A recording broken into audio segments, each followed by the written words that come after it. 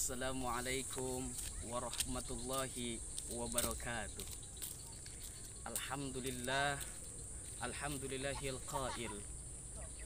Wa ma khalaqtul jinna wal insa illa liya'budun. Assalatu wassalamu ala Rasulillah Muhammad ibn Abdullah wa man tabi'a huda ila yaumil qiyamah. Amma ba'du, yang saya hormati dan yang saya muliakan, wabil khusus kepada para dewan juri sebagai panitia penyelenggara diadakannya lomba dakwah Islamiyah virtual. Mudah-mudahan apa yang beliau rencanakan, apa yang beliau maksudkan selalu diberikan kemudahan oleh Allah Subhanahu wa ta'ala. Dan yang saya hormati pula serta yang saya cintai kepada seluruh peserta lomba dakwah, mudah-mudahan apa yang kita niatkan, apa yang kita cita-citakan, li'ila'i kalimatillah, demi terbentuknya, demi meninggikan agama Allah, yakni kalimat la ilaha illallah, mudah-mudahan selalu dilancarkan oleh Allah Subhanahu wa ta'ala. Amin ya rabbal alamin. Pertama, marilah kita panjatkan puja dan puji kehadirat Allah Subhanahu wa ta'ala.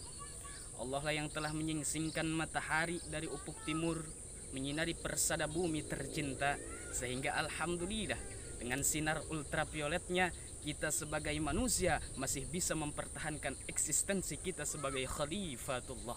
Maka dari itu, marilah kita buktikan rasa syukur kita minimal dengan mengucapkan lafzun mahmudun ilallah, yakni alhamdulillah. Salawat beriring salam semoga senantiasa tetap tercurah limpahkan keharibaan manusia budiman, insan pilihan, figur panutan, dan juga profil yang menawan hati setiap insan. Siapakah beliau? Tak lain dan tak bukan, beliaulah sang pembawa umat minatul umati ilan nur, dari kegelapan, dari kebodohan sehingga menuju kepada ilmu, yakni cahaya. Siapakah beliau? Yakni habibana wa syafi'ana wa nabiyana al-karim Muhammad sallallahu alaihi wasallam. Begitu pula kepada keluarganya, kepada para sahabatnya, dan kita sebagai umatnya, mudah-mudahan mendapatkan apa yang telah dijanjikan oleh Rasulullah pada saat Rasulullah mengalami keterpurukan, pada saat Rasulullah mau berdakwah ke suatu kampung itu yang dinamakan kampung Taif. Pada saat itu tujuan Rasulullah berdakwah ke itu kampung, tetapi dakwah Rasulullah, kedatangan Rasulullah tidak disambut dengan baik, melainkan kedatangan Rasulullah kepada kampung tersebut disambut dengan terpaan, cacian, makian, bahkan lemparan kotoran-kotoran onta. Masya Allah. Pada saat itu kedatangan Rasulullah tidak disambut dengan ahlan wa sahlan bihudurikum, ahlan wa sahlan ya nabi, ahlan wa sahlan ya nabi Allah, assalamu alaika ya Rasulullah. Tidak seperti itu.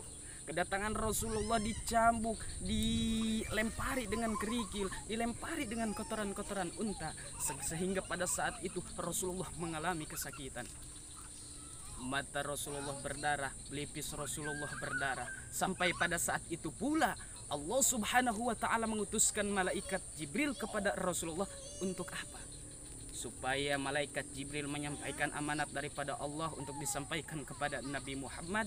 Wahai Muhammad, jikalau engkau meminta pada saat ini, meminta malaikat gunung, meminta malaikat lautan, meminta malaikat semua yang ada di muka bumi agar mereka menurunkan satu azab, agar mereka menurunkan satu siksaan kepada orang-orang tersebut, yakni orang-orang kafir dan orang-orang musyrik, pasti dan yakin doa Rasul akan diijabah, perintah Rasul akan dikabulkan oleh Allah Subhanahu wa ta'ala.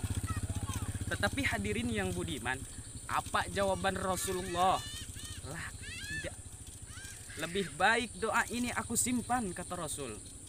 Lebih baik doa ini aku simpan. Untuk apa Rasul menyimpan doa tersebut? Syafa'atan li ummati yaumal qiyamah, untuk memberikan syafaat kepada umatku di hari kiamat. Alhamdulillah. lillah. Itu salah satu keinginan kita sebagai umatnya, walaupun kita ahli maksiat, ahli dolalat, ahli mungkarat, tetapi kita yang mudah-mudahan ada rasa cinta untuk Rasulullah, mudah-mudahan rasa cinta tersebut menjadikan satu bukti kita untuk mendapatkan syafaatnya Kangjeng Nabi Muhammad sallallahu alaihi wasallam. Hadirin yang budiman dimanapun Anda berada, mudah-mudahan selalu dirahmati oleh Allah subhanahu wa ta'ala. Tentunya yang insya Allah akan saya sampaikan di sini adalah 3 hal. Bahwasanya ketika kita ingin mendapatkan hidup yang bahagia, hidup yang tentram, hidup yang nyaman, hidup yang aman, tidak mempunyai kekurangan, sekalipun kita banyak kekurangan, tapi kita selalu bersyukur kepada Allah sehingga kekurangan tersebut tidak dirasakan oleh kita insya Allah. Ada 3 hal pokok yang perlu kita jalankan, yang perlu kita jalinkan, yang perlu kita realisasikan di dalam kehidupan sehari-hari. Yang pertama adalah jikalau kita ingin mendapatkan hidup bahagia, kesenangan dunia maupun kesenangan akhirat, maka kita harus tahu apa tujuan hidup kita. Hadirin yang budiman yang dirahmati Allah subhanahu wa ta'ala, perlu kita ketahui bahwasanya tujuan hidup kita tidak lain untuk beribadah kepada Allah subhanahu wa ta'ala. Ketika kita berbicara ibadah kepada Allah subhanahu wa ta'ala, saya teringat satu dalil bahwasanya Allah telah mengabadikan, dalilnya mengabadikan di dalam Al-Quran surat Al-Baqarah ayat 21. Bismillahirrahmanirrahim. Ya ayyuhalladzina amanu ubudu rabbakum. Wallahu a'lam bimradih. Shadaqallahul adzim. Ya ayyuhalladzina amanu, wahai orang-orang yang beriman. Iman kepada siapa? Tentunya iman kepada Allah, iman kepada Rasulullah, iman kepada malaikat Allah dan sebagainya. Ya ayyuhalladzina amanu, wahai orang-orang yang beriman, ubudu, bersembahlah kalian, sembahyanglah kalian, menyembahlah kalian kepada siapa? Rabbakum, kepada Tuhan kalian semua. Siapa Tuhan kita? Tak lain dan tak bukan Allah subhanahu wa ta'ala yang telah menciptakan seluruh alam dunia, yang telah menciptakan dunia, langit beserta isinya. Itu untuk kita, itulah Allah subhanahu wa ta'ala. Maka jikalau kita ingin mempunyai kehidupan yang bahagia, mempunyai tetangga yang baik, mempunyai rasa syukur yang amat mendalam, maka perbanyaklah ibadah kepada Allah subhanahu wa ta'ala. Ketika kita berbicara ibadah kepada Allah subhanahu wa ta'ala, tentu ini tidak harus dilakukan dengan sewenang-wenang, tidak bisa dilakukan dengan seenaknya saja, seenaknya ate, seenaknya dewek, tidak bisa. Tentu kita harus didasari dengan ilmunya. Kata Rasulullah, man arada dunya fa'alaihi bil ilmi, wa man aradal akhirah fa'alaihi bil ilmi, wa man aradahuma fa'alaihi bil ilmi. Barang siapa yang ingin mendapatkan kebahagiaan di dunia, maka harus didasari dengan ilmunya. Dan barang siapa yang ingin mendapatkan kehidupan di akhirat, yakni kebahagiaan, itu pula harus didasari dengan ilmunya. Barang siapa yang ingin bisnis lancar, akhirat lancar, sya'idun fid dunya wa sya'idun fil akhirah, maka fa'alaihima bil ilmi, harus didasari dengan ilmunya. Kita juga jikalau ingin membawa motor, Pak, bawa motor kita harus belajar dulu apa itu ilmu pegang setang, apa itu ilmu ninjak rem dan sebagainya. Itu harus didasari dengan ilmunya. Kembali pemirsa yang budiman, jikalau kita ingin mendapatkan hidup yang bahagia bukan hanya di dunia melainkan di akhirat, maka laksanakan salah satu tugas hidup kita, yakni beribadah kepada Allah subhanahu wa ta'ala. Ini yang pertama. Dan yang kedua, jikalau kita ingin mendapatkan hidup yang bahagia, mempunyai rasa syukur yang amat mendalam, yang kedua adalah tujuan hidup kita. Apa tujuan hidup kita? Yaitu Rabbana atina fid dunya hasanah. Pasti semuanya, entah itu rakyat, entah itu pejabat, entah itu kiai, entah itu santri, entah itu konglomerat, entah itu orang yang melarat, ingin semuanya mendapatkan kehidupan yang bahagia bukan hanya di dunia melainkan di akhirat. Maka perlu kita ketahui, ketika kita ingin mendapatkan hidup yang bahagia, kita harus tahu tujuan hidup kita itu apa, yaitu bahagia di dunia dan bahagia di akhirat. Bagaimana caranya untuk mendapatkan kebahagiaan di dunia dan kebahagiaan di akhirat? Perbanyaklah berdoa. Yang mana doanya? Rabbana atina fid dunya hasanah wa fil akhirati hasanah wa qina azaban nar. Itu doanya, perbanyak doa itu, hadirin.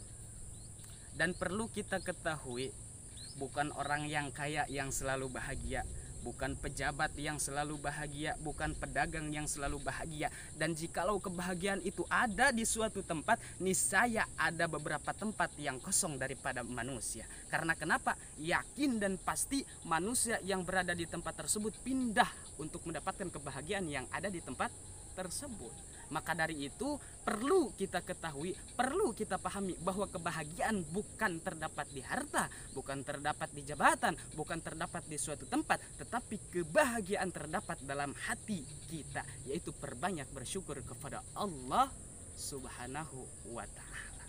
Jadi perlu kita ketahui bahwasanya tujuan hidup kita di dunia ingin mendapatkan kebahagiaan di dunia, lebih-lebih kebahagiaan di akhirat, seperti doa yang tadi saya ucapkan, Rabbana atina fid dunya hasanah wa fil akhirati hasanah wa qina adzabannar. Ini yang kedua. Yang ketiga, jikalau kita ingin mendapatkan hidup yang bahagia, mendapatkan hidup yang harmonis, maka kita harus tahu, maka kita harus pahami bahwasanya kita itu harus mempunyai pedoman hidup. Pertanyaannya, apa sih pedoman hidup kita sebagai umat manusia? Yang pastinya sebagai umat Islam, tak lain dan tak bukan, pedoman hidup kita adalah Al-Qur'an.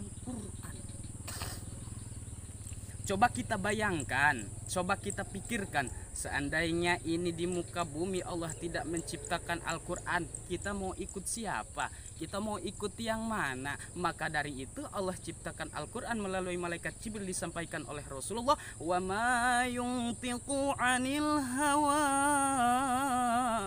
in huwa illa wahyun yuha. Dan ketika Rasul mengucapkan, Rasul mengeluarkan kata-katanya terhadap dalil-dalil Allah, itu tidak sewenang-wenang, itu tidak seenak hati Rasulullah, tapi yang disampaikan oleh Rasulullah itu adalah wahyu yang diwahyukan oleh Allah kepada Rasul agar diucapkan kepada Rasul, disampaikan kepada Rasul, disampaikan oleh Rasulullah kepada kita sebagai umatnya. Maka perlu kita ketahui bahwasanya kita itu harus mempunyai pedoman hidup, yakni tidak lain dan tak bukan adalah Al-Quran. Saya teringat satu sejarah. Sebelum Rasulullah diciptakan, sebelum Rasulullah diutus oleh Allah Subhanahu wa ta'ala ke alam dunia, pada saat itu di zaman Nabiullah Isa alaihissalam, pada saat itu kurang lebih 570 Masehi, tahun 570 Masehi, sebelum diciptakannya, sebelum diturunkannya Nabi Allah Muhammad SAW sebagai Nabi akhir zaman, pada saat itu manusia tengah dijajah oleh kebinasaan, dijajah oleh kebodohan, dijajah oleh kemunafikan. Karena apa masalahnya? Satu, yaitu tidak adanya pedoman hidup manusia.